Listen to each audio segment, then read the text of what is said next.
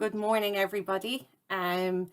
We are just beginning this webinar. It's great to have the opportunity to host this webinar this morning. I know people are just joining us now, so we'll just do, I suppose, the introductions and welcome as people are joining us. So my name is Marie Lawless and I work in Ballymun Drug and Alcohol Task Force. I'm also a member of the Ballymun Recovery Group, which is a interagency group with comprising also of people with lived experience, families, residents, business, also people in recovery, as well as public representatives and other community networks. So on behalf of Ballymun Recovery Group, I'd like to welcome everyone here today. I know there's people watching, I suppose, from a range of different contexts and communities and networks.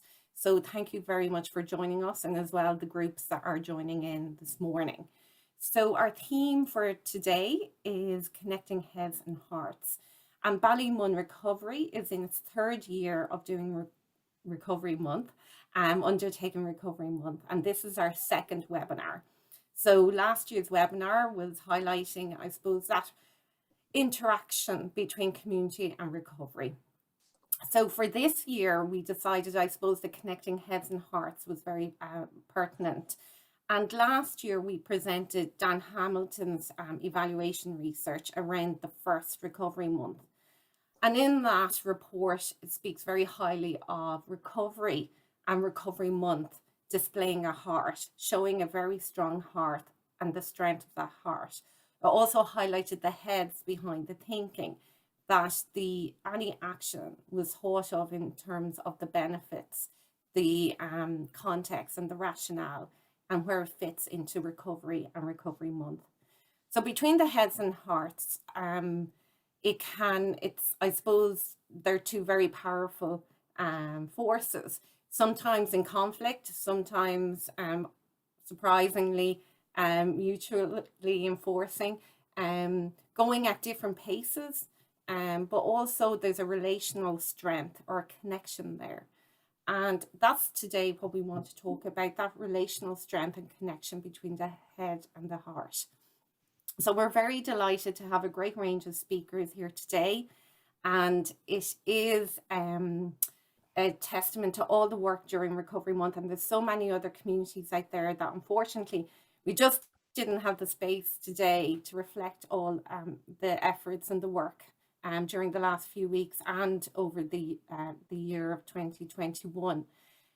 So today I hope you'll enjoy the flavour of Recovery Month that we have provided. And also we were very lucky to work with a lot of the speakers today on various initiatives. So that was great as well in terms of the connecting the heads and the hearts. So first of all, just to a bit of housekeeping, just to let you know, this webinar will be recorded or is being recorded, and it will be made available as a resource later on today. It's also, I suppose, there to promote and celebrate recovery as a distinct piece of work in itself, and how communities come together to work on the agenda of recovery and Recovery Month. So I suppose we do have, in going forward, our schedule for today, there's, I suppose, three main areas. We're going to look hear from Joanna Ivers first around the science and the evidence behind recovery and Recovery Month, and how that can build and be built upon within communities, and communities build and be built around a recovery. Also listening to the head and heart, this is an example of a Ballymun initiative where that head and heart dimensions overlap and are very evident. Also the heads up and heart strong, and this is the flavour of the community work around some of the speakers mentioned here today. And we will hear from Cork, Drogheda, Dublin 15 Community Radio, Coolmine Therapeutic Community, and also Finglas Addiction Support Team. We'll also, just because we are on the eve of Leave a Light On for tomorrow night for recognising Recovery Month.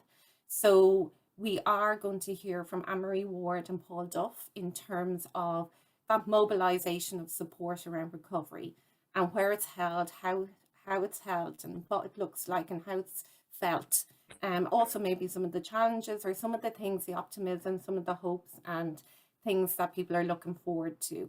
And I know in the Irish case, I know Paul is probably at this time getting ready to deliver recovery coach training. So hello to all the recovery coaches as well. And Paul might just mention that as well.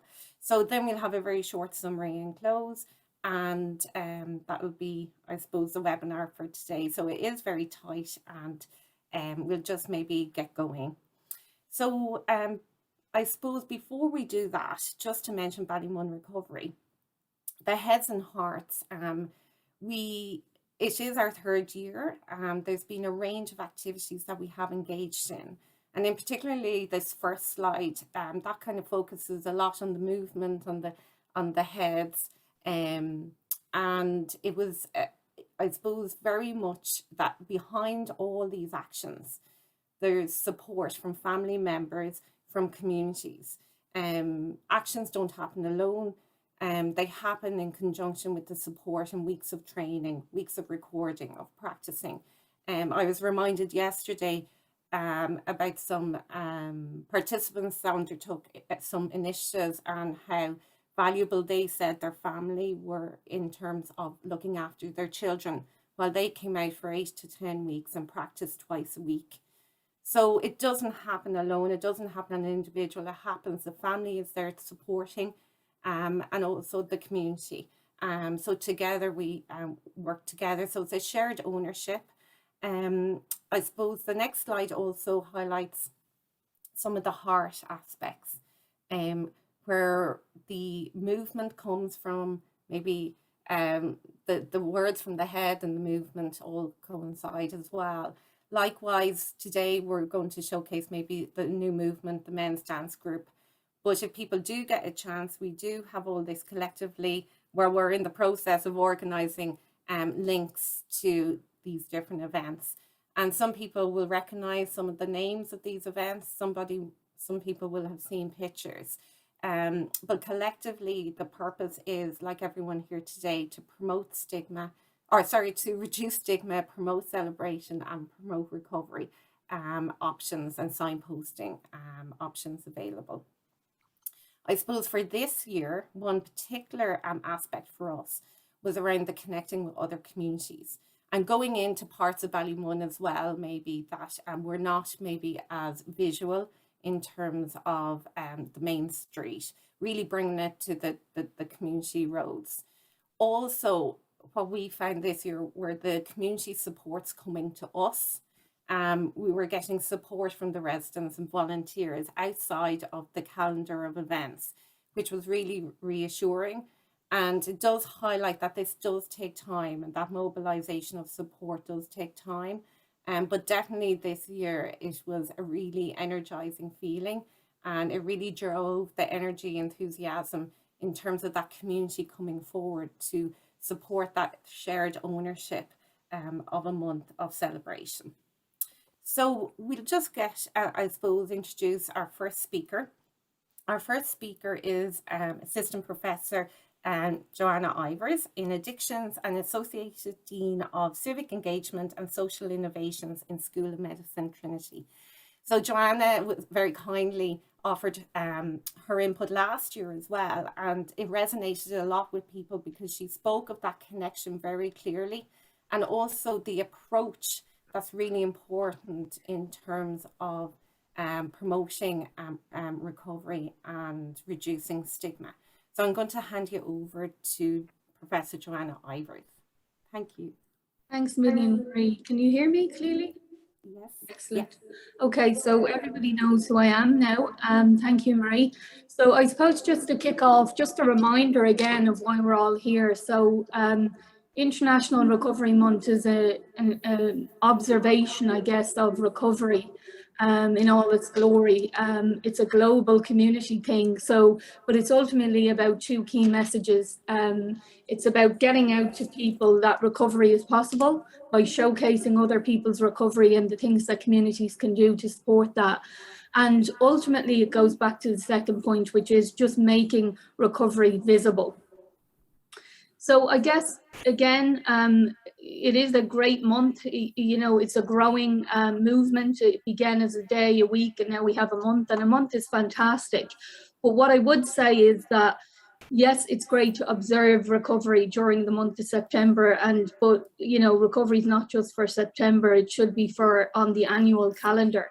And ultimately, I think we can all play our part in that, because, you know, civic engagement's become a bit of a buzzword, and I think that we can all contribute to the recovery part, or the recovery movement. And in doing that, obviously, persons in recovery showcasing their recovery is an absolute brilliant way to do that. Family members coming together, building supports and assets in the community, and I'll talk about that in a moment. Community members, you know, we can all play our part there, but ultimately as citizens, I think the key issue is about getting recovery on the political agenda, because often people ask me, you know, what's the biggest kind of drawback? I mean, nobody can argue with the concept of recovery, but yet we have very little political will. We currently have a national drug strategy that talks about reducing harm and supporting recovery. And on your first glance, you might think that that's a partnership, but actually, if you look at the services and how they're set up, probably 90% of the resource goes back to harm reduction. And harm reduction is incredibly important. It shouldn't be in opposition to recovery, but we do need to start as citizens to get to your local politicians, get in their ear, particularly around times of election when they're giving you that 2 minutes on your doorstep, just to try and get it out there and into the agenda. Because I suppose for me, today is about celebrating it. I'm delighted to be part of the community I'm part of. I've got a great relationship with the services, or so I think.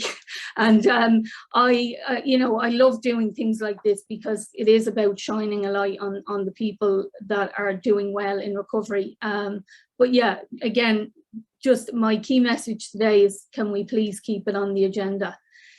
So ultimately, recovery is about building capital. So building assets or factors in people's lives that can help them sustain recovery. And what we're talking about there is social supports.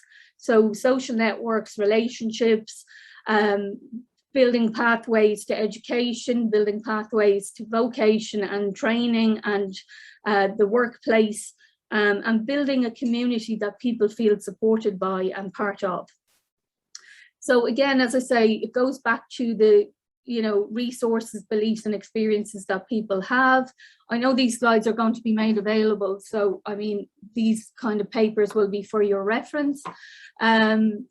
Ultimately, you know, it's a peer-driven process at the moment. And again, not to harp on about the health system and the limitations, but I would challenge you to look at another health issue where the peers are driving the treatment outside of the health service and not inside of the health service. So again, you know, we've took this to the community and it is about building this.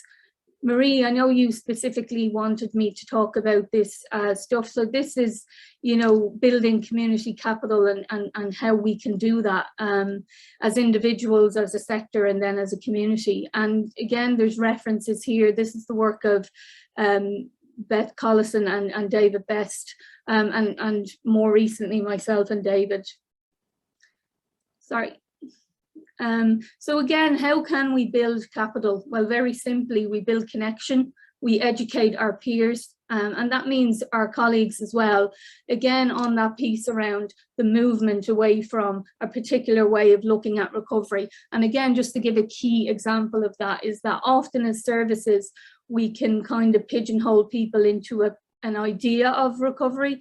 And that idea might be that the person is abstinent, but you know, recovery is a self-defined concept, and it should be, and it comes in all forms and shapes and forms, and we should be promoting that. I think we all have a part to play in terms of advocacy. And like I said, to harp on about it again, getting in the ear of the local and ministerial politicians. We can all play a part in reducing stigma. I think sometimes we need to remind ourselves that stigma is something that happens from a peer level, collegial level, and all the way up to society.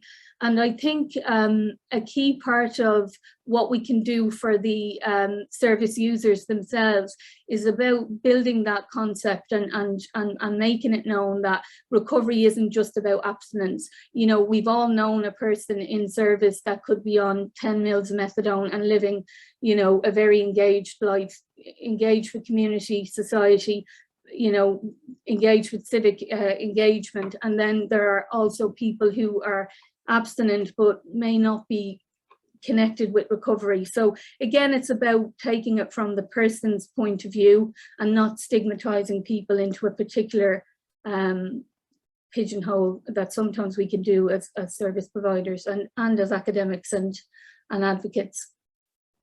So what is the point of engagement? Well, it's about identifying and engaging community assets. So every single community has an asset-based richness or resource, if you like. So, you know, it's about encouraging communities to get outside of just the traditional addiction services, engaging with library, engaging with theatres, engaging with sports facilities, faith-based groups, and building that resource and that connection for people so that they're not just pigeonholed into this single kind of treatment element. So it's about identifying, I guess, the richness or what each community brings and kind of allowing that to flourish. Again, it's about creating pathways to pro-social behaviours and connections, building hope and strength. And the key way to do that is my original point, making recovery visible instills hope in people. You know, it's probably been the best kept secret in recovery when we look at the fellowships and the mutual aid groups. Just identifying someone that has a relativity to you, so somebody that you can identify with that has done something, has walked in your shoes a couple of steps forward, and kind of building on that. So that's really what that's about. And I won't labour that because I can see the fantastic Annemarie Ward is on, and she's going to talk about, you know, faces and voices of recovery, and that's where this stuff really, really comes into its own.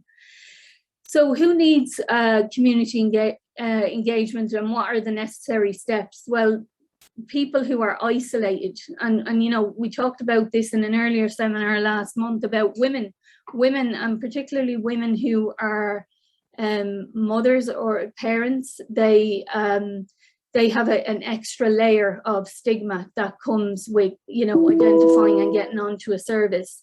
That keeps them isolated, because communities are a wonderful place, you know, and they can be a great thing to be part of. But if you're on the wrong side of it, they can equally be stigmatizing and punitive, and people don't step forward.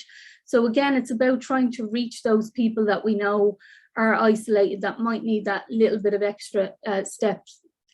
Just to bring it back then, it's about building an asset map. So what is in your community? What are the agencies and resources that you can build a proper recovery pathway plan for a person. And again, like I say, going beyond addiction services and into community services, all the way up to, you know, providing opportunity for people to be civically engaged. And again, to kind of use that concrete example of fellowship and mutual aid groups, which have really taught us how important those things are. So again, mutual aid groups, recreational sports and facilities, again, getting people to engage, engaging with, education and employment and vocation, and then ultimately to build that peer recovery community. So again, I won't labour this point, but about the peer-led supports, you know, it's probably been the best kept secret in recovery because of the anonymity that comes with the fellowships. But we're starting to see that real strength in in the science that's coming out from the Harvard group, so John Kelly's group, Keith Humphrey's group, you know, really contributing to how mutual aid and recovery-based services, and indeed David Best and Ed Day, just building that science around how we can build up our communities, build up recovery supports, and, you know, bring it back to the peer-led experts. So it's not rocket science.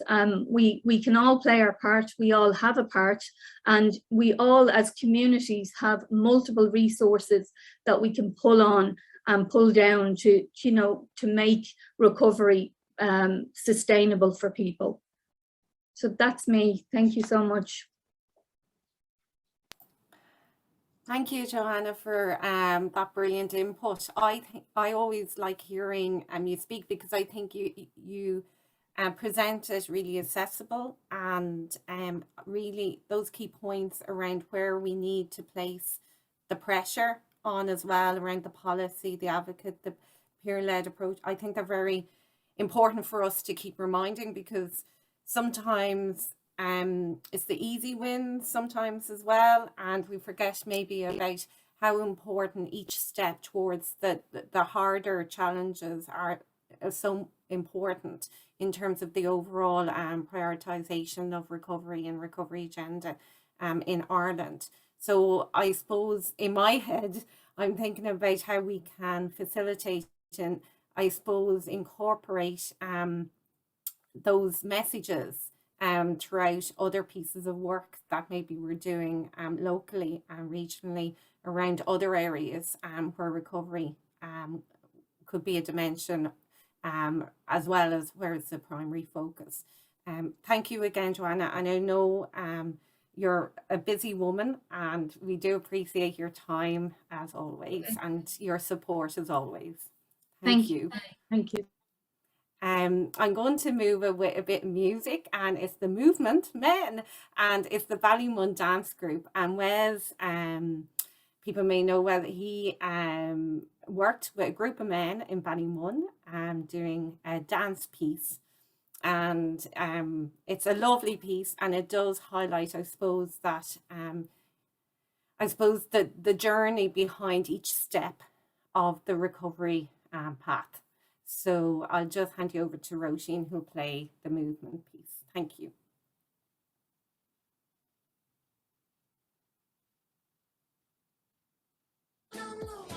Yeah, the process of this recovery dance, Ballymun recovery got in contact with me basically, and I sort of jumped at the chance because it's around sort of stigma and challenging men's thinking around recovery and even dancing and stuff like that. Like, you know, I thought it was very brave of the lads to actually participate and do it, like, you know, because it's as I said, like, you know, I think with men it's harder for them to express their emotions and stuff like that, like, you know, and as the weeks went on, like, you could see the difference in the lads, and by the end of it, like, they were really enjoying it. They came out of their heads into their bodies, you know, which was great, like, you know, by the end of it, they all really, really enjoyed it, you know, so yeah, it was a good process, and I enjoyed it, you know, so I hope you all enjoyed the video.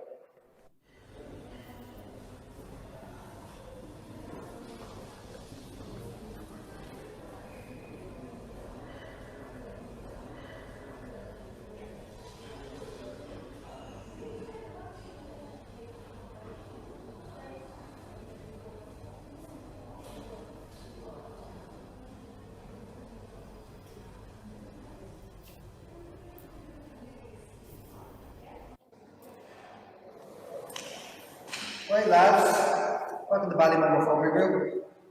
Who wants to start today's session? Right? Sure? Yeah. Peerled? Okay.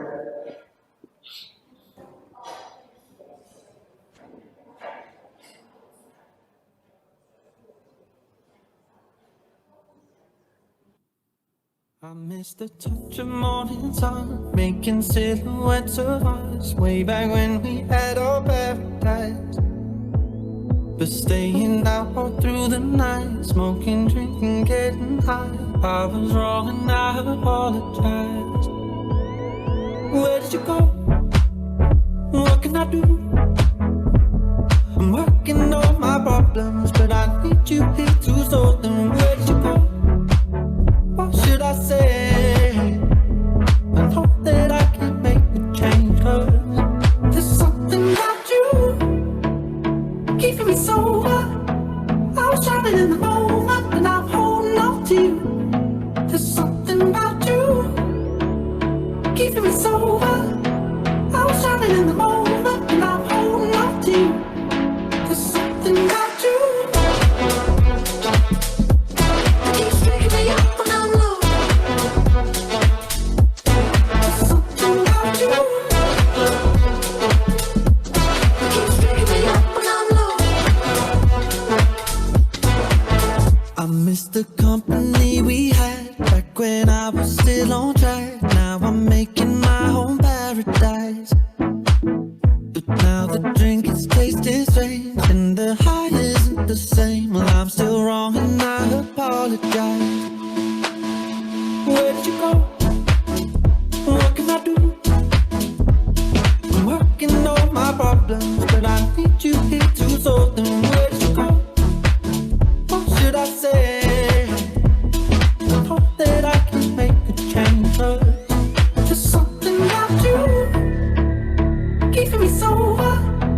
I was drowning in the moment and I'm holding on to you. There's something about you keeping me sober. I was drowning in the moment and I'm holding on to you. There's something about you that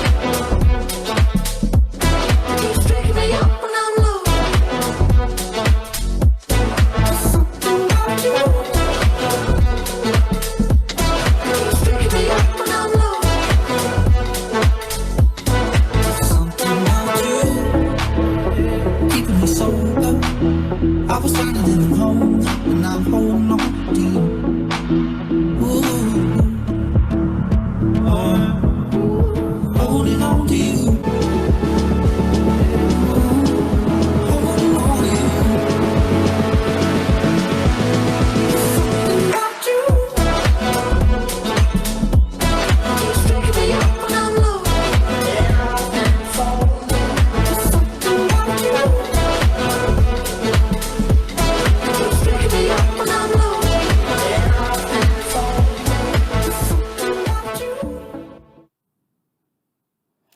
I hope you enjoyed that piece from the men's dance group in Ballymun. So they came together from a range of services. So a big congratulations. They did a great job.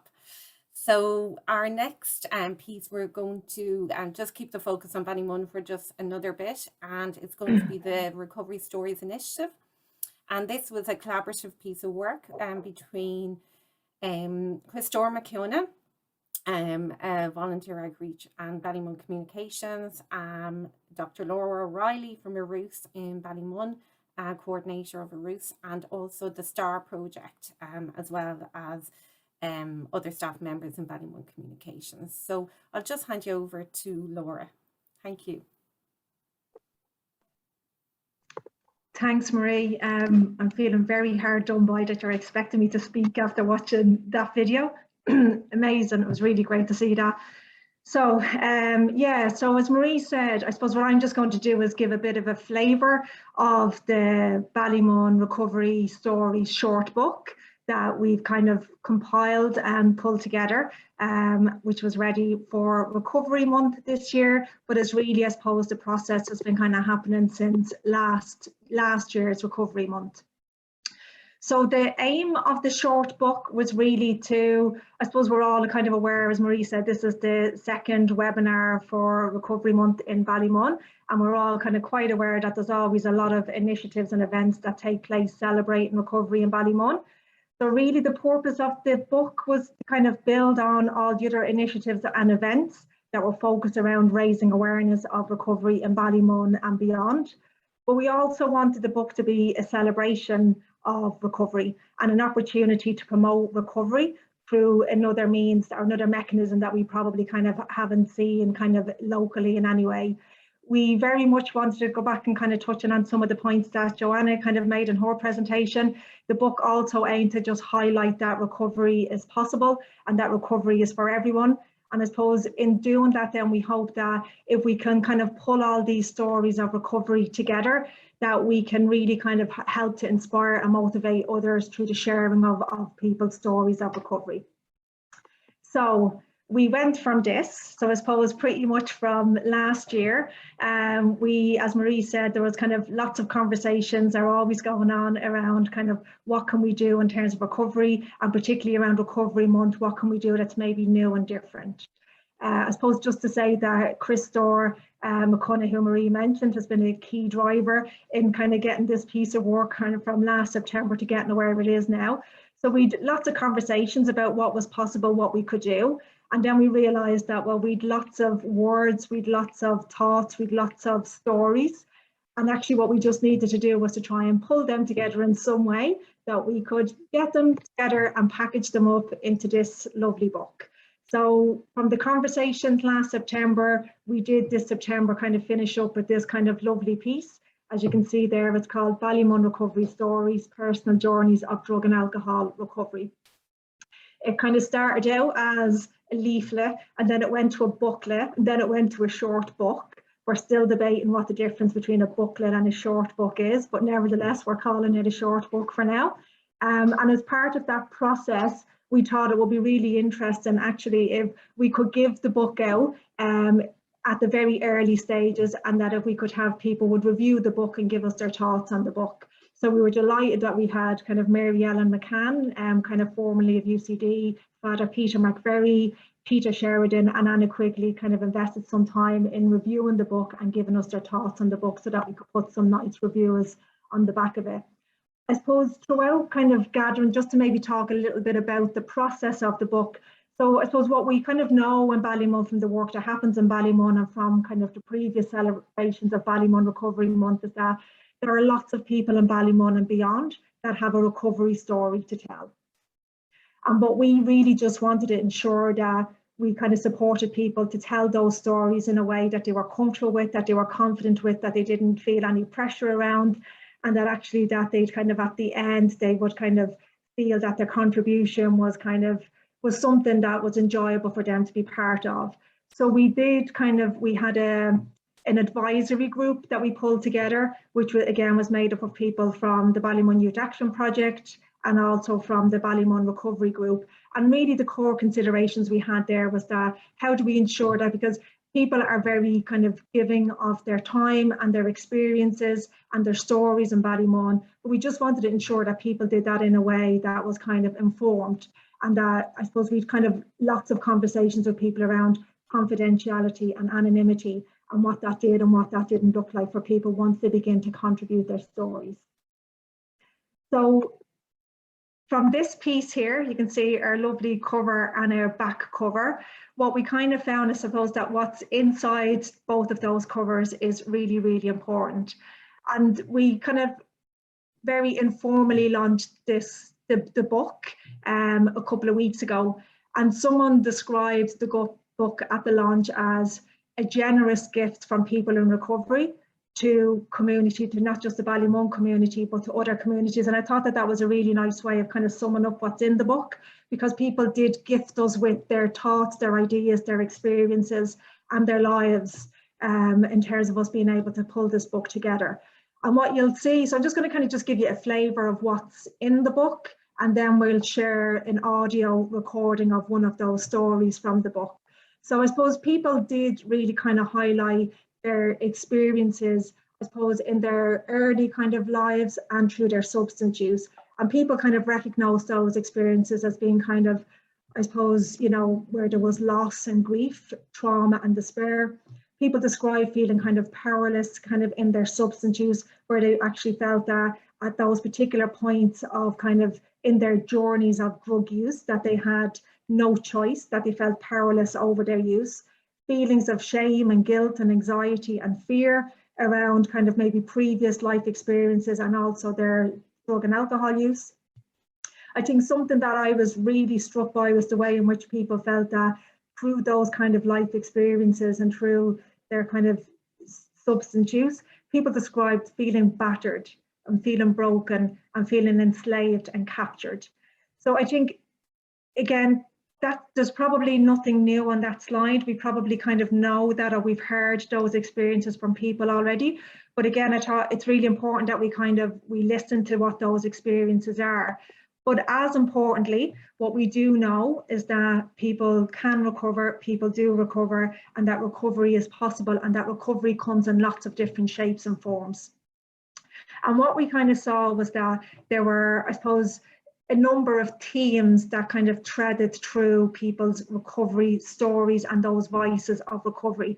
And I've just kind of highlighted 5 particular themes, and there's some kind of quotes on the right hand of the slide that really, I suppose, gives the person's voice to kind of what I'm talking about in terms of those themes. So people kind of, first and foremost, all describe recovery as being difficult, as being hard work, and that it requires a lot of determination to kind of embark on a process of recovery and to sustain that recovery process over time. But what we also heard from people is that despite that difficulty and those challenges and how kind of hard that could be, was that people kind of describe recovery as being a beautiful process for them to be part of, and that it's something that you have to fight for if you want to hold on to it. So again, there's lots of kind of experiences through the book that kind of, I suppose, record for people what those experiences have been. People also describe then a kind of a freedom. So in one way, we said that people kind of describe feeling enslaved or captured through their substance use. But when people describe their recovery experiences, they described a freedom of self.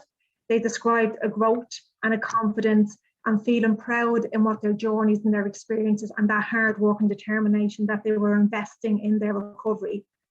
So people described how it was really important to kind of, I suppose, break free of, or to kind of gain freedom from that shame that often keeps people locked into their substance use.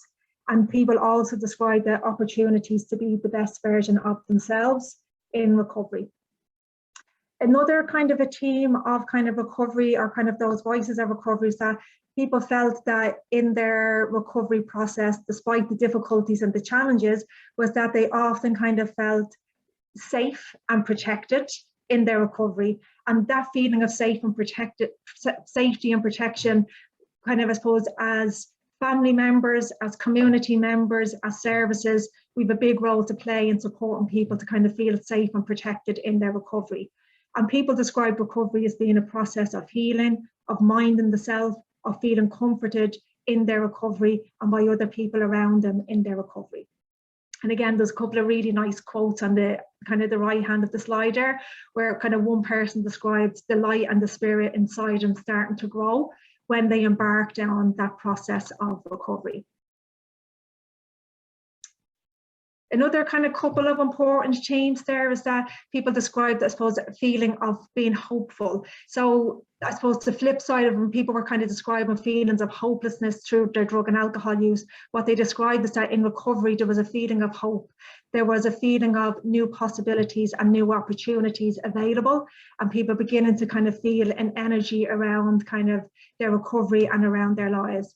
And again, that was often very much kind of linked to that next theme around, and again, I know Joanna spoke about it in terms of that capital that people have available to them, or that people can build up, but people feeling energized by what's available to them in terms of their recovery, their communities and their supports. And then the final kind of theme there around, I suppose, those voices of recovery is people described, I suppose, the importance of laughter and a love for life and a love for support for sports and a love for education.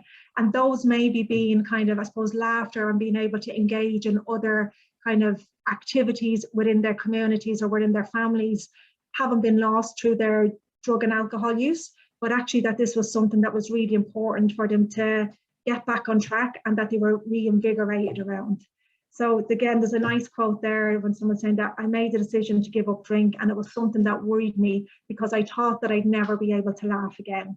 And people described actually through their recovery of kind of having those real opportunities to laugh and to have friendships and to re-engage with families and what was happening in communities.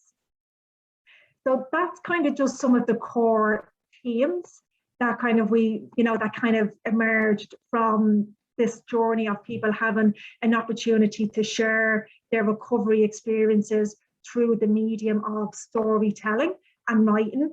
And I think what this kind of book and people's collaborations has really kind of highlighted for us is that the importance of, firstly, the relationships in people's lives. So whether those relationships were around children, families, partners, but also those broader community networks that we've heard quite a bit about today already, and the role of community support. So in every story, so we had 13 people from Ballymun contributed and shared their stories. They gifted us with their stories of their recovery. And in all 13 stories, everybody described the important role of community support and how important it was to be able to reach out to the community. And whether that was kind of other people just living in the community, whether that was to drug and alcohol and other services, through the fellowships, that idea of reaching out to those other networks and supports was absolutely crucial. But I think above all, the main message, I suppose, that kind of threads throughout all 13 contributions is that message that recovery is possible and recovery is for everyone. So I think we have a hard copy of the book, and as Marie said, the STAR project and Ballymun Communications have been working really hard to transfer the written word into an audio recording. And kind of people from STAR, kind of staff and participants from the STAR project here in Ballymun have been recording audio recording all 13 stories for us, and Ballymun Communications has been pulling that together. And we have a recording of Samantha, an audio recording of Samantha sharing her story of recovery with us. I think Roisin is going to play that. Roisin, are you?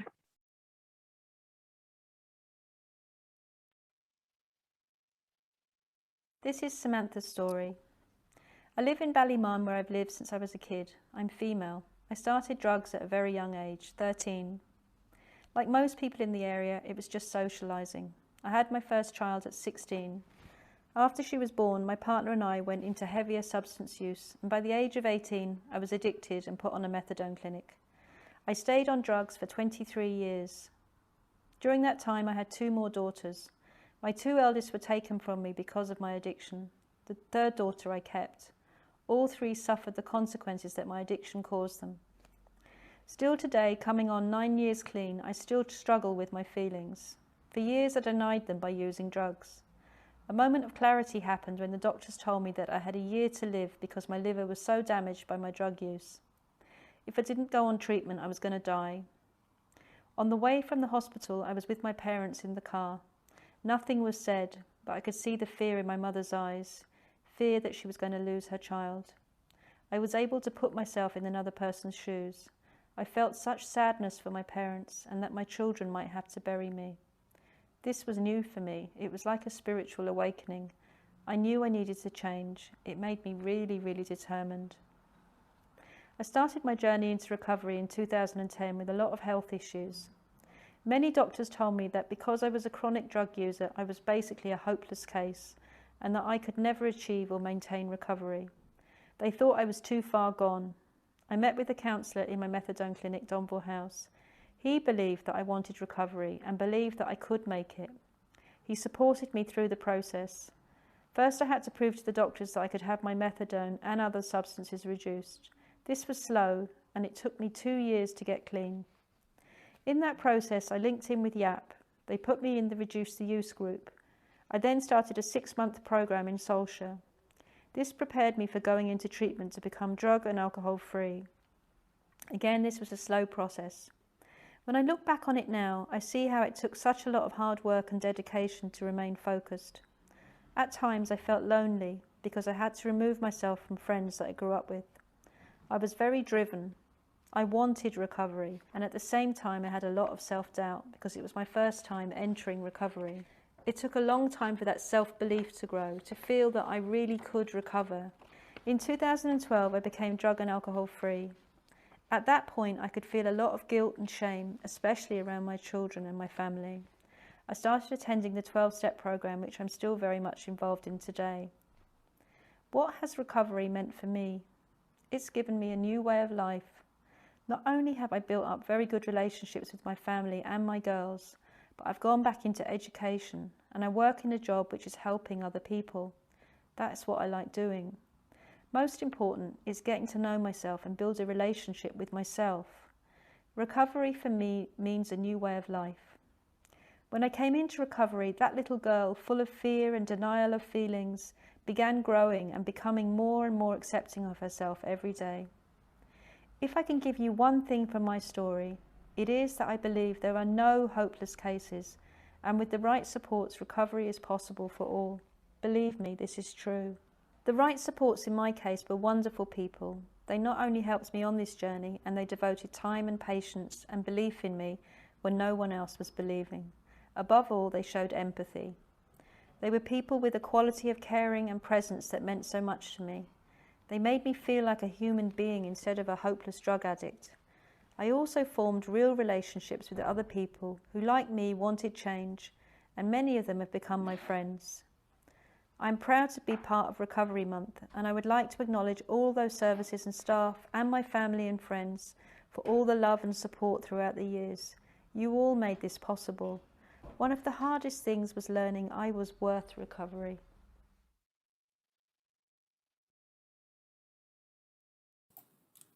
Thank you. Thank you, everybody involved in the Recovery Stories Initiative. What powerful words by Samantha there. And also the other 12 gifts, as Laura mentioned, and the generosity of their story and their words and their experiences. Just something very lovely about the book as well. When people see it, there is empty pages in the back, and this is to symbolize those journeys that have been undertaken, not shared, maybe because they don't wish to be shared, or those not yet started, or those on the journey or not yet even thought about yet. But it's for all stories out there. So thank you everyone involved. So just, I suppose that concludes the first session of the webinar, and just to highlight again those examples of Bunnymoon initiatives, just to thank everybody involved in all the range of local initiatives in conjunction with other communities that Ballymun hosted as shared collaborative pieces as well. So thank you everyone on behalf of Ballymun Recovery Group, and unfortunately it just wasn't possible to share everything today. So our next session is around Heads Up and Heart Strong. And here we're so lucky to have a range of different communities with us today, all representing different voices and highlighting their learnings, reflections and experiences for the month. So we're just going to go to Cork first, and I know Cork was up in Ballymun for the month as well, and Ballymun was down in Cork. So we'll go over to Mark. So hi Mark, how are you? Welcome. Hi, thanks for having me, and it's a pleasure to be a part of it. And would you like to give us an overview of what Recovery Month was like in Cork? Yeah, I suppose I started off in the middle of August. We held the first pop-up cafe in Cork, so I was trying to build momentum going forward for September. And the difference between this year and last year is that loads of people wanted to be involved, which is extremely positive. So I started off the Leave a Light On campaign. I got funding for lights, for spotlights this year. I didn't have to light up 20 buildings in 3 days. So I could go out every night, and different services wanted me to light up their buildings, and a lot of Recovery Academy members or people in recovery wanted their houses lit up. So there hasn't been a night yet where I haven't been up to light up either a service or a member's house. So we're after hosting 4 pop-up cafes. The first one was in the Crawford and Co.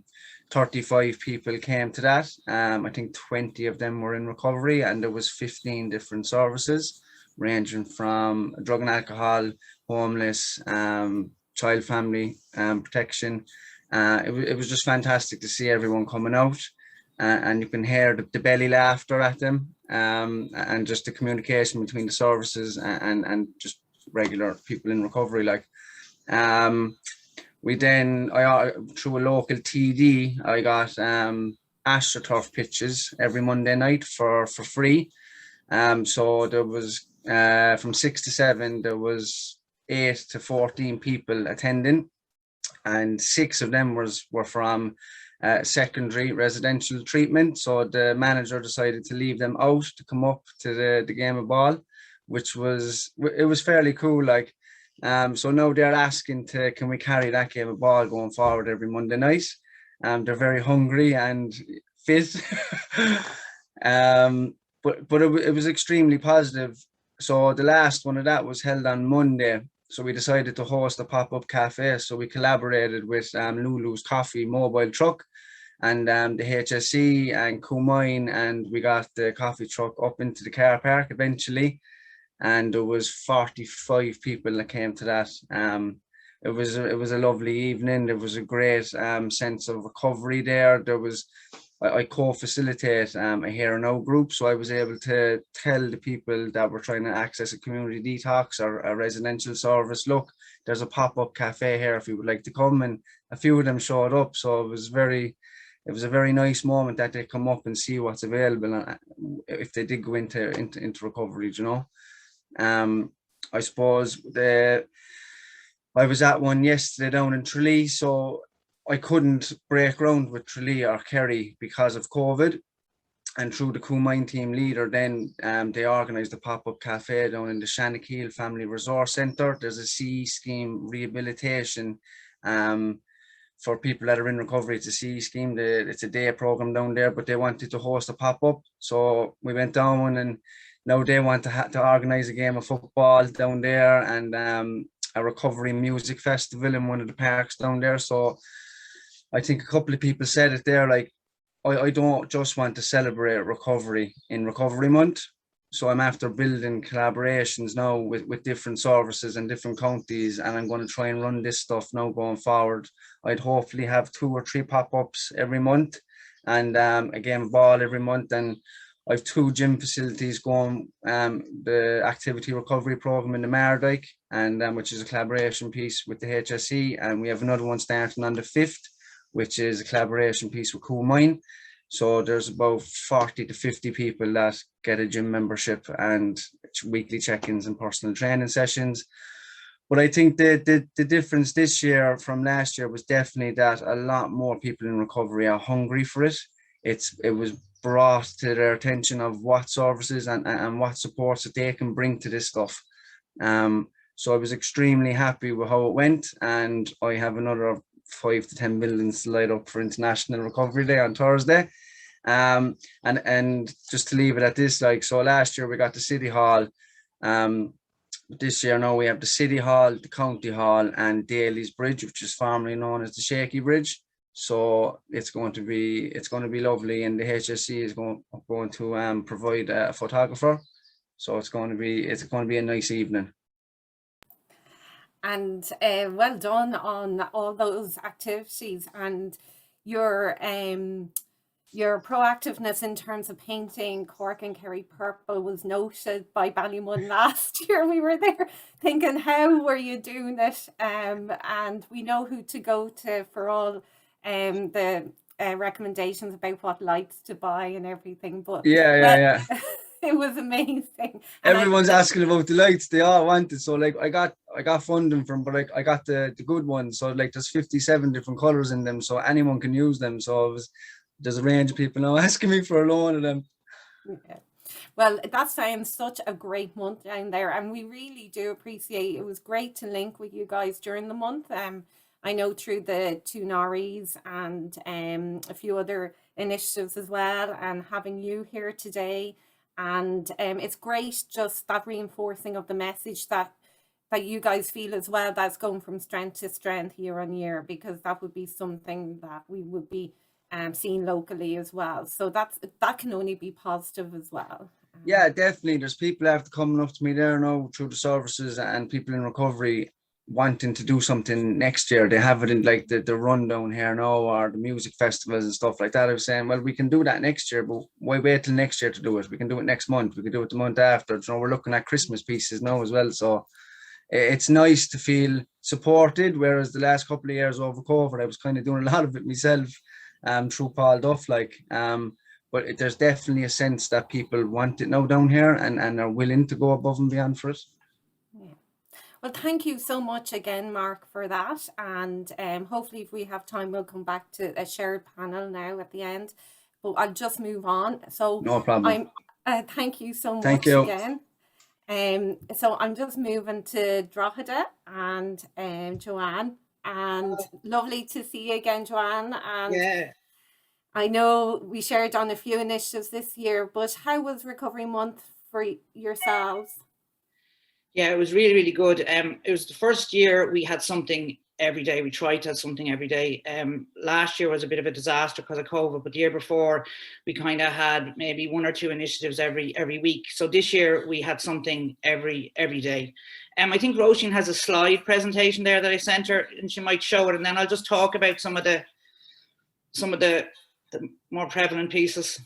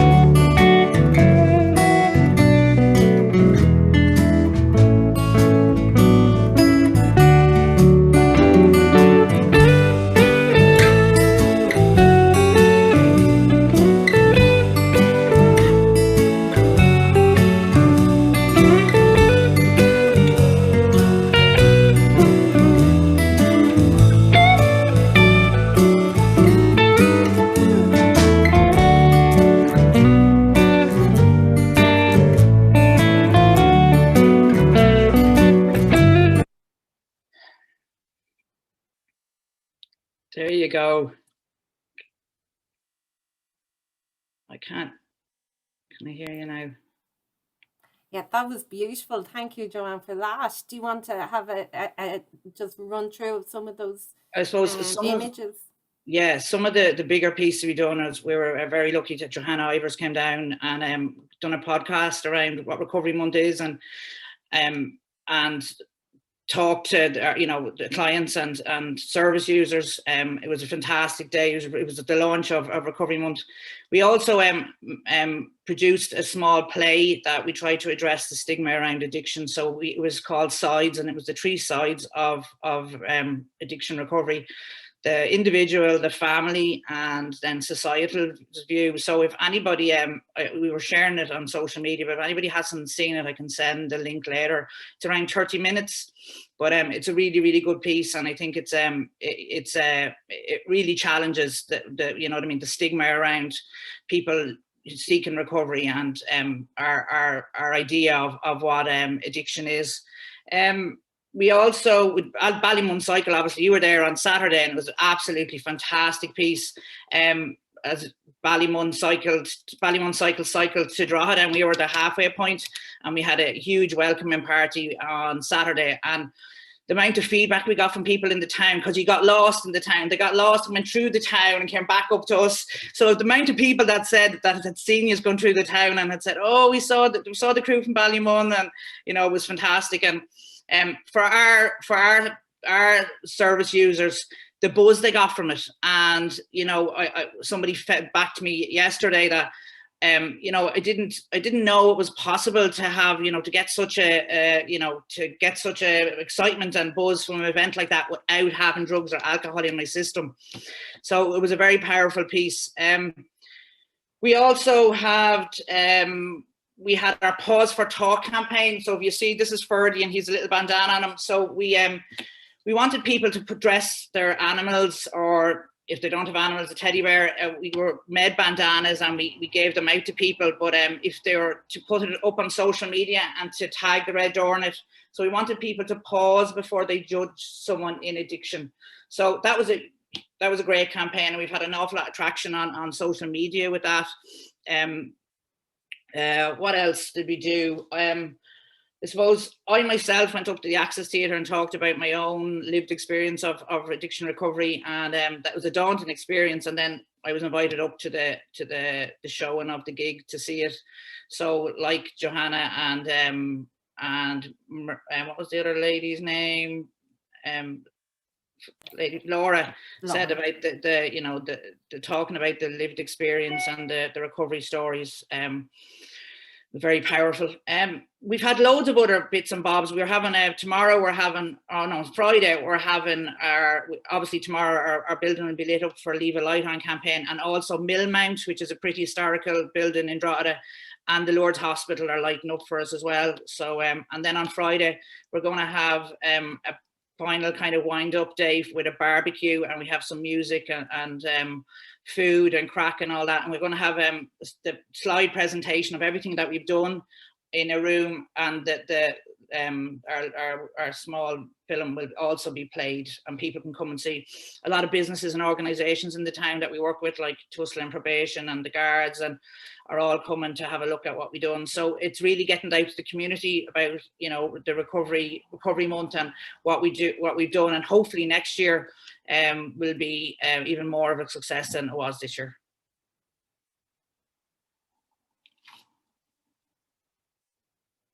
I can't hear you. Thank you. I'm sorry, I was talking to myself there. I had forgot to unmute. Thank you, Joanne, Drogheda Red Door Project, and your colleagues for everything working together this year or this month on various initiatives. It was really, really great. And I did look at sides, and it's powerful, and I would recommend anybody to look at it. It's a fabulous scripted play or production, and it creates so many messages, and it's great as a to reinforce, you know, in the conversation as well, and break down stigma. So well done. Thank you, Joanne, and everybody joining us from Red Door, and thanks for your support. It was lovely, and the cakes were lovely on Saturday as well. So I'm going to move to Sandra. So Sandra Losty. So Sandra is operations manager for Community Radio Dublin 15. Now I'll forget the number. It is 92.5 Phoenix FM, and another great collaboration, and wears many hats, involved in lots and lots of things. So I'm just going to hand it over to you, Sandra, and just how was Recovery Month for you? Thanks very much, Marie. I'm going to dub your voice out for forgetting the number. My name is Sandra Losty, and I'm the operations manager for Community Radio Station in Dublin 15, Phoenix FM. And I know Brian Green is on this participants list. I want to make sure that my sound is okay, because Khalees is on here as well. Hi, Khalees. Brian, just give me a message that my sound is okay, because he'll kill me if it's not.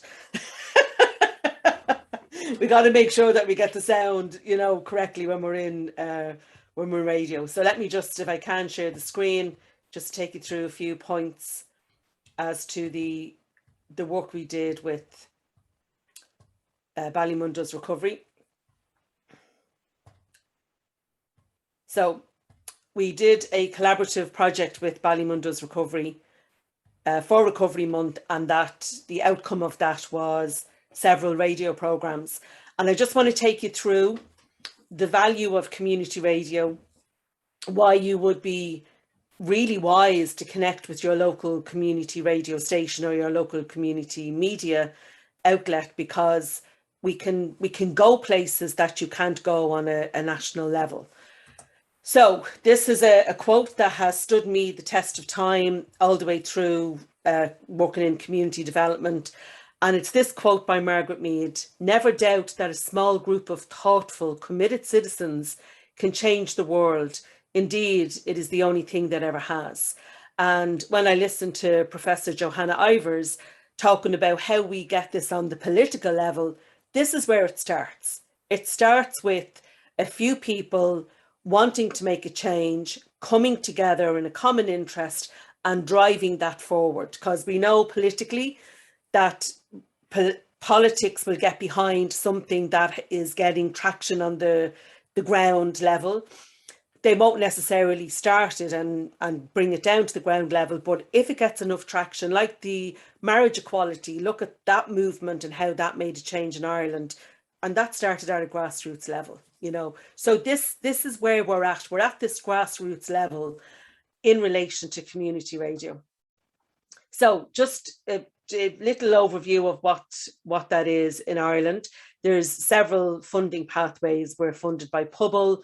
The Broadcasting Authority of Ireland give us money for sound and vision projects. Fingal County Council and the Dublin Chamber are just, the Fingal Chamber rather, are some of the funding avenues that we have. We are not for profit, but we are a social enterprise and we are a charity. So we do need to bring in some traded income, and that would be across the board for all community radio stations. It is volunteer creation content. The volunteers create the content that goes out on the radio. So anyone you hear on the radio is not paid to be there. They're not a staff member like you would have on a commercial radio station. And we're very focused on community outcomes. Now, we're very aware in the community radio sector that as soon as people hear the word radio, they align it with the national broadcaster or the other commercial stations. And that's not what community radio was set up for. And I'm going to give you a little overview of that in a minute. But I want you to remember that phrase, community outcomes. We're not focused on listenership. We're focused on outcomes in the community. And remember that small group of people, we want an outcome for that small group of people. Community radio can give that group that outcome that they're looking for. It does represent our community. So wherever your community is about, community radio can represent that. So some stuff that might happen in Dublin might be very relevant for, say, Cork or Kerry, and what happens in Cork and Kerry may not be relevant for Dublin, but it can represent the communities in those counties. And that's just gold dust. It's just gold dust. It is a platform for self-representation for socially excluded groups. So let's think about the new communities that we have here in Ireland. And I'm born and bred in Dublin, and I might know a little bit more about how to access media. But if you're new to a country, is that the first thing that you know? Or how do you communicate with other members of your community? Community radio is a perfect platform for you to do that. So it can really help to bring smaller communities together and communicate their message across the airwaves. It is an alternative to mainstream, and I'm sure we're all a bit jaded with the mainstream media. So let's get into community radio and get our own message out there, and it's very accessible. Again, Brian Greene would say, you can't rock up to RTE and say, oh, by the way, I have a program about recovery, put me on the air. But you can rock up to your local community radio station and say, listen, I have a program proposal. Can you help me bring this to life and get it on the airwaves? And we can most certainly do that. Community radio has a history. It's not this kind of new thing that's around only a few years. And definitely one of the first places that we see this is in 1940. So we're coming up to that centenary in another 20 years. And that 20 years will fly by. So I'm naming it now. So the Bolivia miners, and they established that as a way to educate and communicate with their community. In a community in stress and in crisis, and needed a way to communicate, and community radio was a perfect platform for that. In the 1970s, there was one voice, there was one message, and it wasn't representative of the people, and we needed to move that on. And then we have Ireland with the pirate radio going on there. Now, in the planning group, we were able to talk about doing more with the content that they have to bring it to community radio. This is some of the training, some of these bodies here, look at the motley crew that they were, got on a training program with us and produced 6 programs. And 5 of them were very much Ballymun Does Recovery specific. And the recovery stories is in there in an audio form. So we can do lots of stuff to help you bring your printed material to life. And then there was a collaborative project with Ballymun. So that's what community radio can do. It can train you in all of this, all of the skills and all of the things that you need to do to get yourself on the air. We can help you with that. We do have contact details. Please, please, please volunteer with us if you so want to. We can help you get a program proposal up and running, and you can come and learn how to be on the radio. And please do contact me. And I really appreciate the time here, Marie and Roche, and all the effort that you've put in. And apologies for all the hammering on about where's the radio program? We need it in, we need to edit it.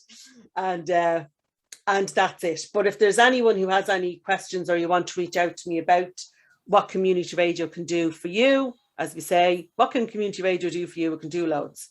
Thanks, Roisin. Thanks, Marie. That's a great message to leave it on about the power and potential of community radio. And I love that reference about giving voice to the voiceless. And, you know, I think that's really important. And I think it really fits.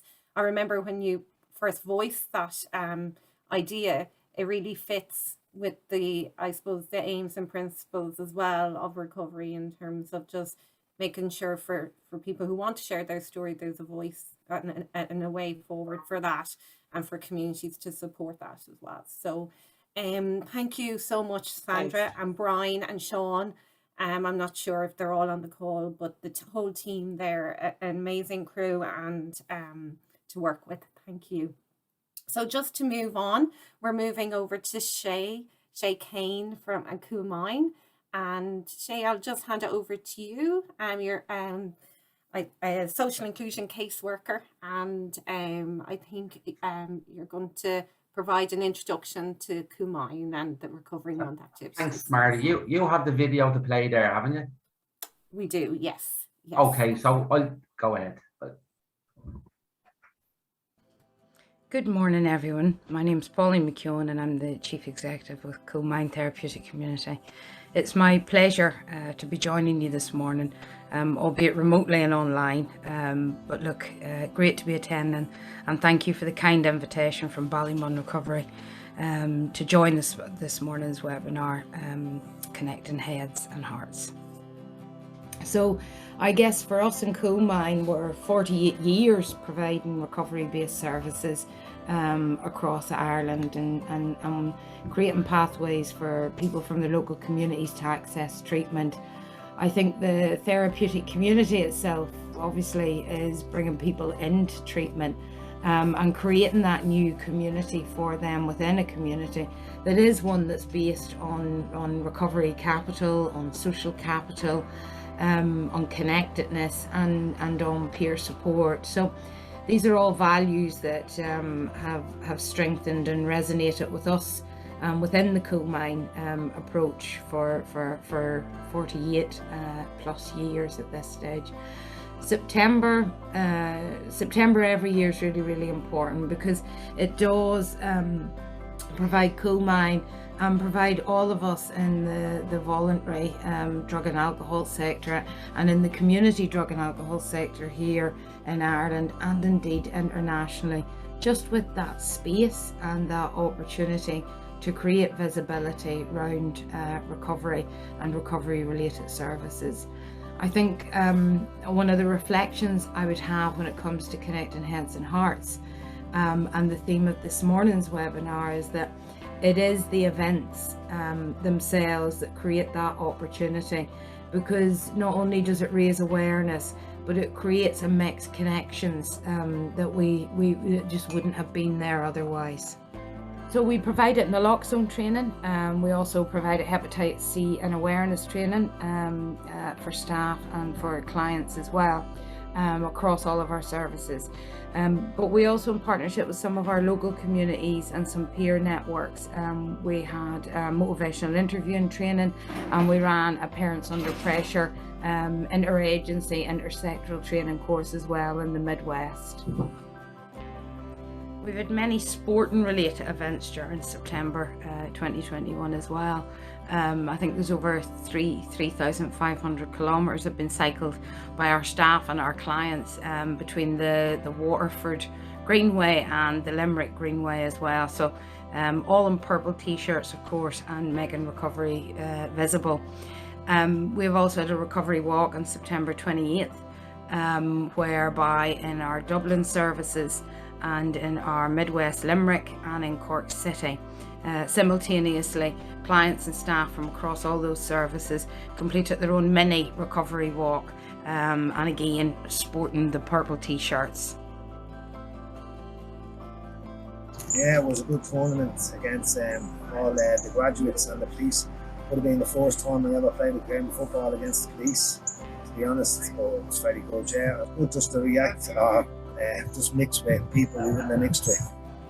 Back a few years ago, I was getting in trouble with the police law, but it was actually a good place. And I met a few people who I met on the streets who went in a bad way and they're doing very well now. And I get out to meet with them now. It was such a good day. I was walking around the band, the police band cheering and all. And I would have never done any of that before, but that's thanks to Coolmine that I've done all that and played football with them. And it's actually a good day, to be honest, yeah. The fast recovery tournament was like a sense of community. It was great to meet up with other addicts and recovering addicts. It was great fun. It was great to see people in recovery 2, 3, 10 years, 15 years, 20 years in recovery. Just goes to show if you put in the work, you can get there. 2017 I graduated and I went back a couple of times, but I got there in the end with the support of Coolmine. And all down as well to the football day they do, you know, seeing the guards in a different level. Playing football against the guards, you don't look at them as guards in football jerseys, you just look at them as footballers in football jerseys. And I've been there since the first one a couple of years ago, but it's grown and grown over the years. And it's just a really good day. It's a really full of connection and love, that a bond like no other when you go back and you see all graduates and staff, and just remembering, looking at the clients that you were here, you were struggling, people weren't in your life, you know, and this whole day reminds me of that when I go back every year. It's a really important day in my calendar, you know, really worth taking off from whatever I'm doing, seeing all the lads, you know, and getting a reminder of where they came from, and just everybody there. It's a real powerful day, and I just want to thank everybody involved, and especially Shay for all the running around he done as well, you know, and long may it last. Look forward to next year. So I think in September 2021 I have to congratulate everyone here in the webinar, and everybody in the Recovery Academy Ireland, and all the service providers for all the various events that have taken place. It really is year on year increasing, just the visibility, the range, and the coming together. So my congratulations to the Recovery Academy Ireland and to all of the agencies that have been participating, providing in their local communities and in their organisations celebrations and events around Recovery Month.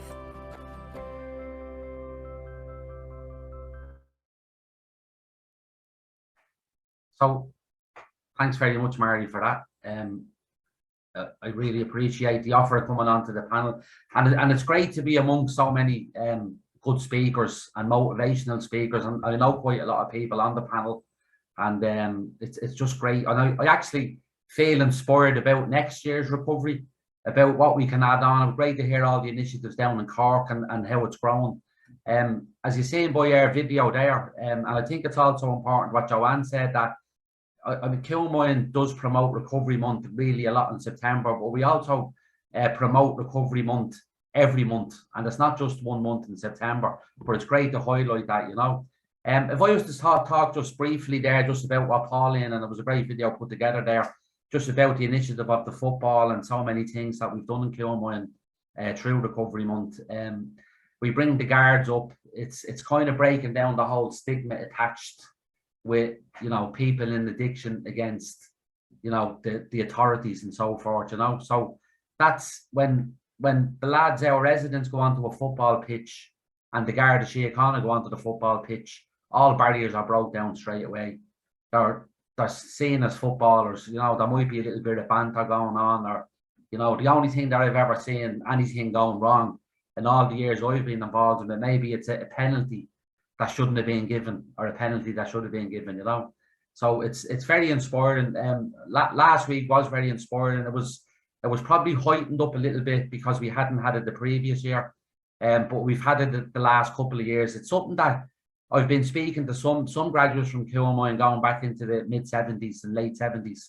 And as you know, Coolmine was established in 1973.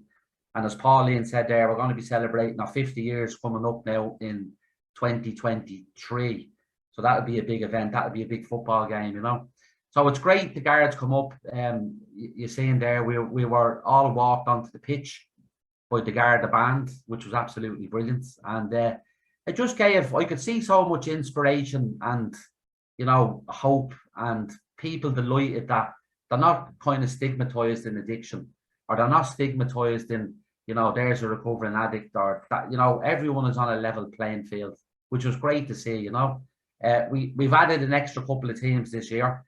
So we had our sponsors, CJK, the very important part of Coolmine. They've raised some money through the years for us as well. Unfortunately, they won the game, you know. So that's the way it goes. We might have to train a bit harder for next year, you know.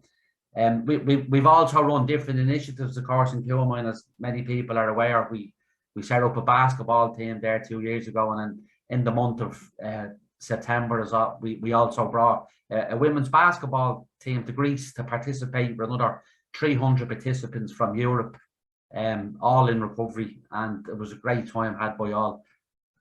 So we are always trying to progress different types of initiatives going forward, you know. I heard Sandra there talking, which is a brilliant radio station, and they've done a great bit of work in the month of September, in a collaboration and a podcast from the women in Ashley and Ballymun Yap, where the women interviewed each other, and it was so inspiring. And if you can see probably the teddy bear behind me, I think that represents, I suppose, all the children we don't in Ashley House, because we provide support. There's a brilliant creche team up there in Ashley House where the women can leave their children in, and there's great development for the children as well, you know. And we've had hundreds of babies and children in Ashley House over the last couple of years, you know. So I'm gonna call that teddy bear Ash, and I'm sure they wouldn't mind that. But that podcast was absolutely a brilliant piece of work. And when I look back on it, I one thing really stuck out. It was very raw, it was very emotional, and it was very honest from the women. And it was one of the women from the YAP service, which seems to be a very good program, a day service. You know, she says recovery has given her the time to grieve for her mother that passed away in 2006. And like to hear that, like inspiration in her, you know, and to hear that powerful message to say that she has a space now to be able to do something. And I mean, that says it all, you know. I myself, I'll just tell you briefly, I'm a social inclusion worker with the North Drugs Task Force, and I work with the traveller community. I've been in a position where I've been able to help and support people come into Coolmine over the last year from the traveller community. And I felt a lot of pride and inspiration as well to see some of them clients playing on that football pitch against the guards and smiling and having a great time, you know. So look, I could talk another 20 minutes about Coolmine. So we've also had a very important graduation, and we also celebrated people involved in Coolmine close to 40 years, which is unheard of probably in any type of business or any other organisation. Or even for someone to be involved in Coolmine for 40 years is a testament to time to say that the service is working well, the service has grown, and it's even grown further. So I'll leave it at that, Mary. Thank you. Thanks, Shay, for thanks everyone in Coolmine for a beautiful video, and thanks, Shay, for those words, and that it was, as somebody that mentioned, full of connection and hope from the video. So I think that was really important, and great work going on, and so visible across the country. Thank you so much. So I'm going to just, I know we're going a little bit over time, so if people could stay with us till 11:15. And we do feel it's really important that all voices are heard, and we have some great speakers in our from Annemarie and Paul after Amy. So in terms of our nearest neighbour, Finglas Cabra, so I'd like to introduce you to Amy Roche, CEO of Finglas Addiction Support Team. So I'll hand you over to Amy for a few minutes now. Thanks, Amy. Thanks, Marie. It's great to be invited here. We were on this webinar last year being the first year that Finglas celebrated Recovery Month in the area. So thanks very much. And I am conscious of time, so I'll try and keep it short and sweet. But I think everybody has said everything, really. It's always hard when you're down at the end. So I just want to say something practical, actually, in relation to the connecting hearts and heads. There hasn't been a door that we have knocked in Finglas and Cabra across the community and beyond that hasn't said yes to collaborating this year on recovery. And that's inclusive of non-recovery services or addiction services, people in our communities and in different statutory services. And, you know, and you all probably know this here, like recovery isn't in isolation to services or individuals, it's communities, and it's been said there already. And I think, you know, there's been groups involved with Finglas, Cabra and all your other groups, like, you know, Shay talks there with the guards and different corporate groups, you know. I think when you look at corporate groups and you look at CSR strategies, I think actually investment in recovery is something that has potential for those businesses in your communities as well, to support resource and recovery capital initiatives and etc., as well as mentioned there by Jo-Hanna and others, lobbying your local representatives, your TDs and councillors around investment in recovery. But I actually want to just say I'm here as the Chief Executive of FAST and was a very small part in this, and I need to acknowledge the Finglas Cabra Task Force, and a special acknowledgement to Ken McMullen, who is probably on here. Ken works full time on top of being appointed the Finglas Cabra Recovery Month Coordinator, so he's somewhere working, and I think he has logged in and probably would have been speaking here had he not have to work as well. And I also want to acknowledge all the services here, because I know everybody's going over and above the hours they're working. Because somebody asked me, how are you doing all this stuff on top of service provision? I said, because we're volunteering our time, half of it, you know. And I know from working with communities and groups, they're going over and above, like the staff and the volunteers and participants, to deliver activities. So it's just kind of from a practical perspective to acknowledge we're all probably exhausted, and recovery is not just in September, but definitely in September. A lot of the service providers that are doing activities are probably like really, really happy with everything they've achieved, but would kind of be glad to get into Friday and go, right, it's really, really good. So just to acknowledge all that hard work, and really looking forward to the Leave a Light on and the lighting up of all those landmarks and the Recovery Academy leading out on that tomorrow. I also just wanted to say that a big part of what we've done is looking at the connectedness in the community. I have a video for you now as well. Now I'm looking at some of the videos and I'm so impressed, and we definitely need to, we're open for collaborating and technical things as well as everything else. We're kind of all just doing our best here, but there's some really impressive stuff. But just to say, I won't go through all the activities we've done because of time, but there's been a couple of bigger activities. Shay mentioned there, or it was on their video, I think, we had a football tournament as well. And that football tournament was in Finglas, and it engaged hundreds of people in recovery. And if you were to even quantify the years of recovery in that football tournament, it's definitely hundreds, you know.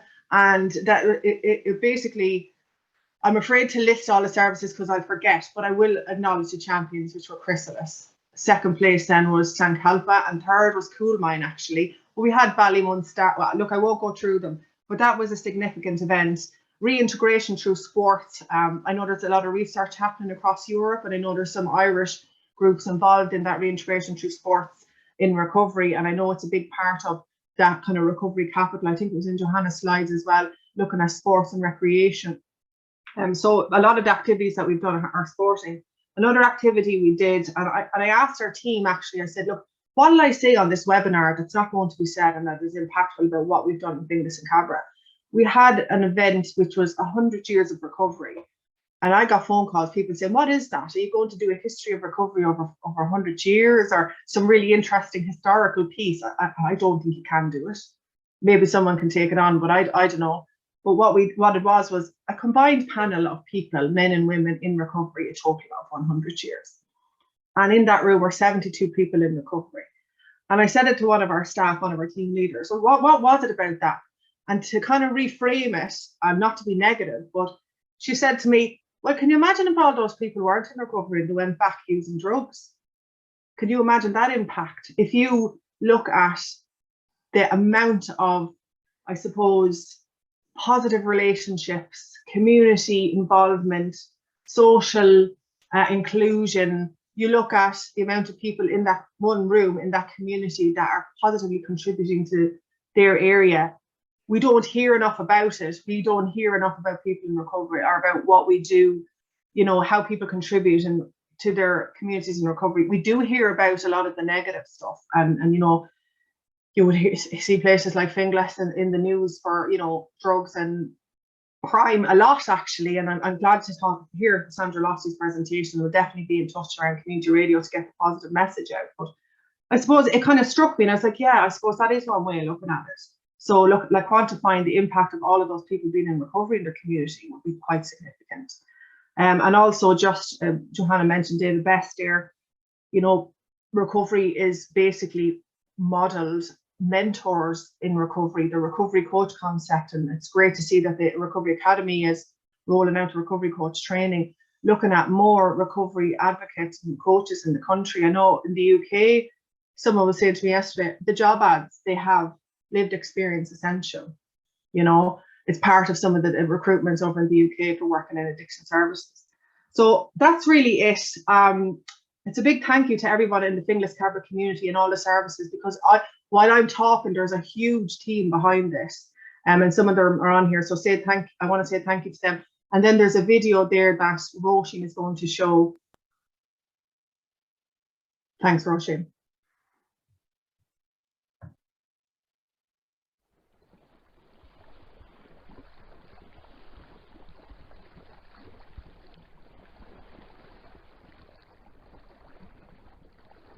The second someone mentioned you were all alone, I could feel the trouble coursing through your veins. Now I know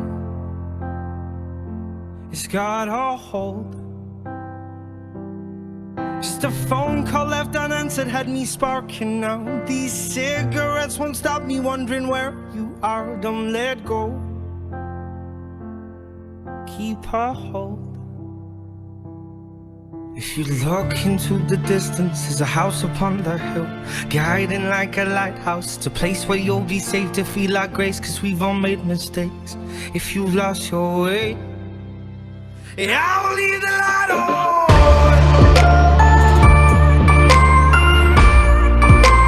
I will leave the light on.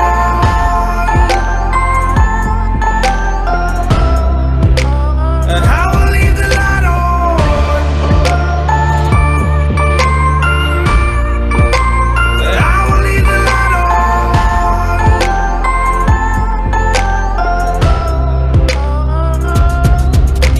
Tell me what's been happening, what's been on your mind. Lately you've been searching for a darker place to hide. That's alright, but if you carry on abusing, you'll be robbed from us. I refuse to lose another friend to drugs. Just come home, don't let go. If you look into the distance, there's a house upon the hill, guiding like a lighthouse. It's a place where you'll be safe to feel our grace, cause we've all made mistakes. If you've lost your way, I will leave the light on.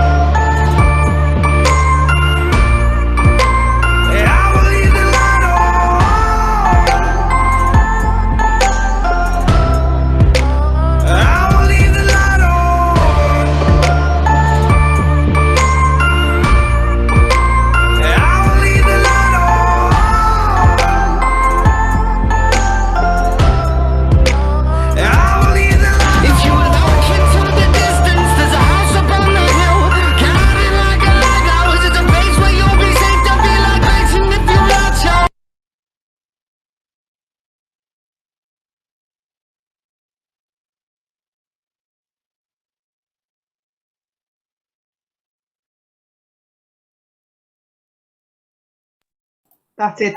Thanks very much, Marie. Thank you, Amy. I don't Thanks, know what everyone. happened just the last. No, that moment is there the end of with it. song. It's just, oh, right. it's just our kind of, you know, trying to do our techie bit without any techie support. Thank you so much, and it was great again to some of those events that we collaborated on. It was great to have that support as neighbours. So I'm going to just hand you over to the Annemarie Ward and Paul Duff. So Annemarie is the CEO of Favour UK, so Faces and Voices Recovery UK. So Annemarie, thank you so much for joining us today. And I know a lot of people on the webinar are probably following Favour UK or yourself, and I know you guys are powerful voices and vehicles of mobilisation around recovery. So I'll just hand it over to you maybe to provide learnings or reflections from across the waters and just see, you know, maybe we can, you know, it can guide some of our path forward as well. Thanks, Marie. Hi, everybody. Thank you so much for inviting me here today to speak with you. I've thoroughly enjoyed it so far, and particularly there at the beginning with Jo Ivers trying to be, you know, inspire, and the thought of herding cats sprung to mind, but obviously the beautiful, gorgeous Irishmen dancing as well. And that's always a winner. Invite me back to watch gorgeous men dancing. I'm happy to do that anytime. But yeah, thanks, guys. Gosh, there's a lot to pack in, and do you know what? It's absolutely brilliant to see what you guys have been doing in Ireland, because every year when Recovery Month comes round, there is, you know, different uptake in different countries and different parts. I was thinking back to 2010 when we first introduced the concept, and we sort of forced certain organisations in England in particular to get on board with it. And obviously we were stealing from the Americans and trying to, you know, work in partnership with them. So it's really brilliant to see just that it's obviously exploded this year in Ireland. I know that there's been quite a lot of people keeping the light on over the years and trying to really build up Recovery Month, but I just think to see it being so strong in Ireland this year has been amazing. So thank you for, and like our last speaker said, everybody's hard work. I don't know anybody in this field that works a normal 37-hour, you know, so I thank Amy and for everybody that's going above and beyond the call of duty. I suppose we're still very much in the mires of, you know, advocacy and fighting for policy change and fighting, you know, fighting. There's a lot of fighting going on from where we, and it feels like a fight. It feels like we're caught in a fight. So I don't know if I'll be able to offer you much reflection, guys, but what I can tell you is over the years, what has been incredibly important is to persevere. And as many of you know, those of you who are in recovery, it is a spiritual principle, perseverance. And it requires, you know, many, many dark nights of the soul to keep going. And I'm sure that you've all had your moments and regular moments. And I suppose Recovery Month is an opportunity for us to see and to celebrate each other. But like everybody else has said, the rest of the year happens as well. And recovery has to get the same investment and credit and support that other areas, other paths get. And our advocacy has always been around, you know, making sure that there are many pathways to recovery and all are a cause for celebration. And we would argue for balanced investment across the field. You know, those vital harm reduction services are, you know, necessary and needed, and we should not take any money away from them, but we should be putting the same level of investment into recovery services, both in the community and in residential settings. You know, I suppose I could tell you very briefly about our campaign, You Keep Talking, We Keep Dying, which was really triggered by, again, despair and anger. And the leadership in Scotland hand-wringing about what they described as inevitable deaths. And, you know, we were surrounded by people talking about ageing cohorts and train spotting generations, and how basically these deaths were completely tragic, but foreseeable and predictable. And this trajectory was no longer acceptable to myself and, like Sandra was saying, a few people in the community thought, no, we've had enough. The abject acceptance from those in positions supposed to be in charge of our care had always been abhorrent to us, but in 2019 we could no longer accept the preordained repetitive narrative that was being put out by our leadership in Scotland, and included in particular in the drug death statistics for 2018 were people I had known and loved. My mother was one of them. So 2019 we started to organise monthly events, guys. And what we did was we went to the communities where people were dying, and we started in Glasgow. We went, as I'm sure some of you'll know, recent statistics in Scotland highlighted that if you live in our poor communities, you're 18 times more likely to die from a drug overdose. So we went to those communities and we asked for the support, and we just held monthly events. We didn't know what we were going to do, and the tone wasn't about, you know, what we've discussed here today. The tone wasn't celebratory. The tone was anger and despair.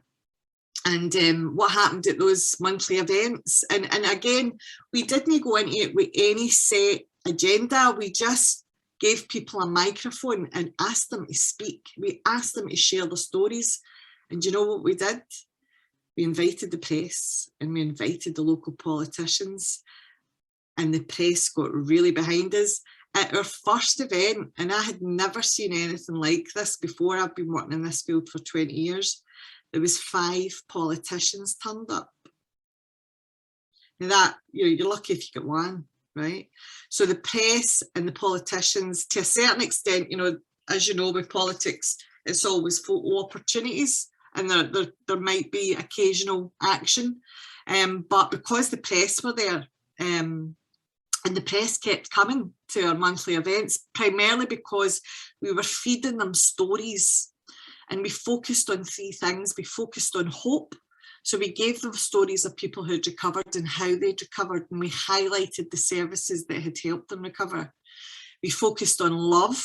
So we brought in the community and the human aspect. People told their stories of people in their family who had recovered and who had died. And the third focus was loss. So we gave people those, and the press and the politicians that day, those days where we organised the monthly events. We did that for about 18 months. We gave them stories of hope, love and loss. And it really captured, it was real, it was authentic. And as I said, we went to the communities where people were dying. We didn't ask them to come into a fancy hotel in the town and charge them £100 to get there. We brought in our own sandwiches and our own juice, you know, and we did our best. But what I can tell you is that really, really moved the Scottish Government.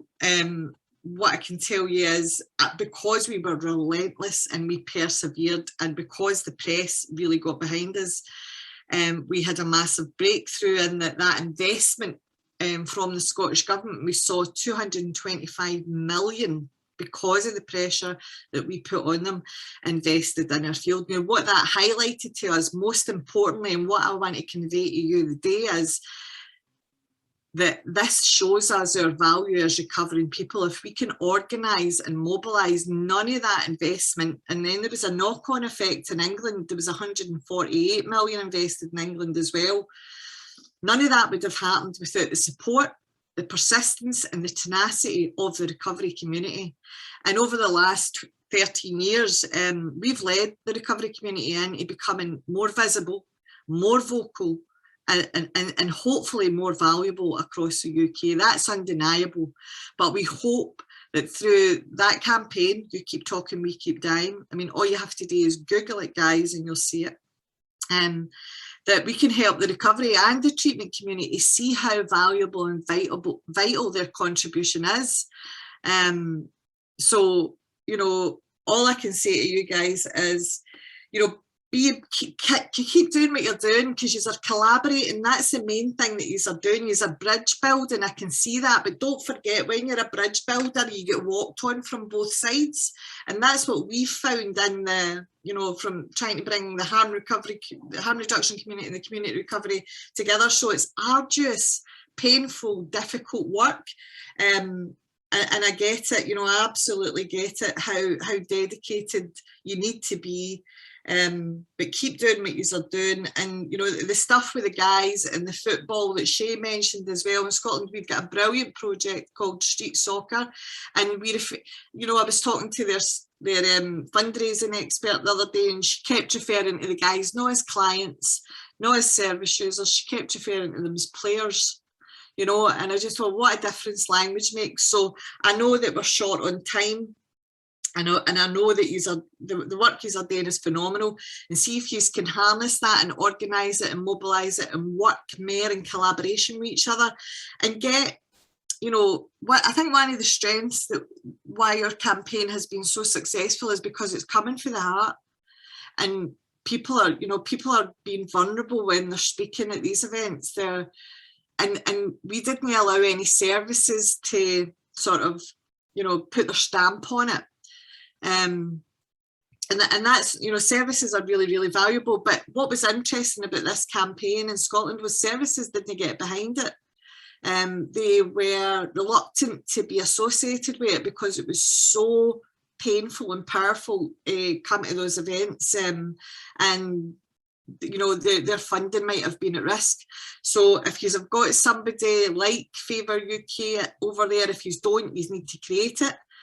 Create Favour Island, I can help with that. I've sent some links to Marie to some of the stuff that we've done already. I'll get more than my permission to plagiarise the life out of that stuff and create the Irish version of it. And if there's anything I can do, I've got my Irish passport. You'll be pleased to know I'm a what is it, a dual citizen of Scotland and Ireland, so I can be over there to help. Just say the word, and yeah, I'll leave it there. Thank you. Thanks, Annemarie, so much for that and your generosity as well. And we'll definitely, if you know the Irish, we'll definitely be following up on your kind offer. And I just want to refer also, Austin is on the call here, and I know Austin's been a great supporter, delivery of actions, promoter, everything for Ballymun and lots of areas across Dublin. And he just mentioned the Phoenix Warriors run, which just to reference as well, which was an amazing experience. It started off in Ballymun, and people may have seen the photographs coming in different task force areas, and it was brilliant. I know last year myself and some colleagues, we trained for the 10K, but we couldn't do the run to Finglas because of COVID at the time, so we did a local run in Ballymun. So I just know what a brilliant how much preparation goes into that run, and the energy that comes with it, and the achievement and all the preparation and delivery. So apologies, Austin, it's just that we possibly should have mentioned it, but there's just so many activities as well. But thank you for just reminding us there about it, and well done again to all the Phoenix Warriors, because I know the amount of training that goes into that. Like the cyclists, there's weeks and weeks and weeks of training, and people make goals from last year for this year and for next year around where they want to be and how far they want to go in terms of that journey as well.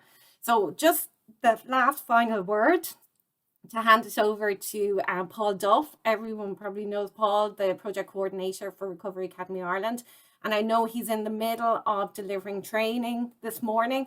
So we'd like to thank him and also welcome all the recovery coaches who are in training. So Paul, on the eve of Leave a Light On and around to follow up and to summarise and conclude, where would you like to start?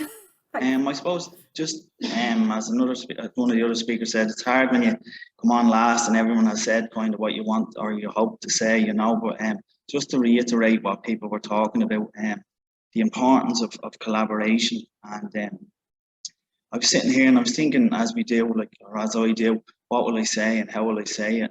And I was reflecting on the last 3 years and the whole recovery piece and how the Academy has been trying to push the whole support recovery element of the National Drug Strategy. And what was coming to me was there's safety in numbers, there's strength in numbers. And as I was sitting here, and obviously I was getting a little anxious, and one of the coaches says, "Don't worry, Paul, we have your back." And the truth is that's kind of how recovery is, you know. And I think if we can harness that strength and that safety in numbers, we provide a space, as has been shown across the whole month of September, we provide a space for people to be safe and to be open and be okay to share their stories, to show that recovery is possible, and to be a beacon of hope, that people can achieve recovery. And I suppose the whole national campaign of the Leave a Light On is creating that at a national level, or trying to create that, and trying to create that collaboration to get the buy-in, to get involvement from services across North Ireland. And we've seen it, you can see it, it's visible over the month of September. We have Finglas does recovery, Ballymun does recovery, we have North Dublin does recovery, Cork does recovery. All these services and people wanting to be a part of the recovery movement. And we do need to, again, harness that and highlight that to the people in power, really, you know. As people were talking, and Jo-Hanna mentioned it, you know, highlighting and getting the people that are in power to see what potential is there.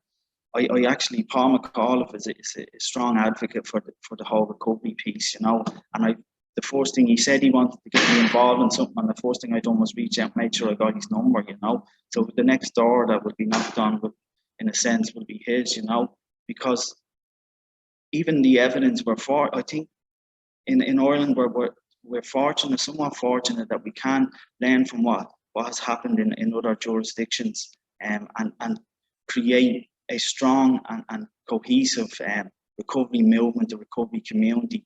And not to, as someone else spoke about, there's the narrative that gets put out, you know, it's always about the deficit and what's happening in communities, you know. And that piece that Jo-Hanna was saying about the asset-based community development is really, has been shown to be working, is very evident in England and the likes, to be a positive and a really constructive approach within communities. Even we're on the last day of the training, and the coaches have been, again, it's about identifying their strengths, and they bring so much to the table in regards to what assets they have, what they want to achieve, how they can achieve it, and they all want to get back within their communities. And that's vital if we're going to create the whole support and recovery element of the National Drug Strategy. But it does take buy-in, it does take creating that space, it does create them events happening on a calendar of events, not just for September, you know. And it's great to be part of it, it's great to see it happening. And it's like, then if we can encourage people to be part of it through their own lived experience, they have, like, as I said, there's 12 coaches in the room, they all come with a strength. It's about harnessing that strength and creating the opportunity for them to implement where their strengths are, whether it be cooking, whether it be football, whether it be boxing, anything. And they're all social capital, that's all recovery capital that can be provided within different communities across Ireland. And it's just about harnessing that and getting the buy-in. So, yeah, I suppose to finish on, it's hard not to become emotional when you're involved in this, especially with lived experience. And again, just to give a short snippet of what has, and Jo-Hanna hopefully won't mind me saying this, but I remember when she was doing the Faces of Recovery thing, and she felt that she outed me, and she didn't. I outed myself, because she asked about, she was doing this Face of Recovery, and she was trying to get people to be visible in their recovery. And I was like, oh, I don't do that, I'm quite anonymous. And I suppose from my role as a coordinator of the Academy, it made me reflect, and I felt a little disingenuous if I couldn't be transparent about my own lived experience and then expect other people to be transparent about their lived experience. So I kind of did out myself from that point. And within that process, it does alleviate a lot of the stigma and shame. And again, that goes back to what I said about safety in numbers and strength in numbers and creating that space for people. So it's great to be part of this. Ballymun has done some amazing stuff. So has all of the other services involved, and just to build on it year on year, I just feel that there's momentum and it is happening. There's less stigma.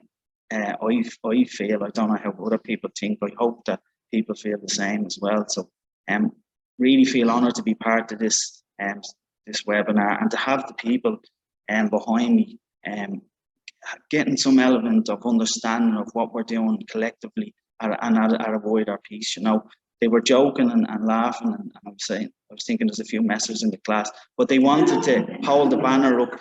They wanted to highlight the Leave a Light On campaign, because they want to be beacons of hope in their communities. And on that, I'll leave it. Thanks, everyone.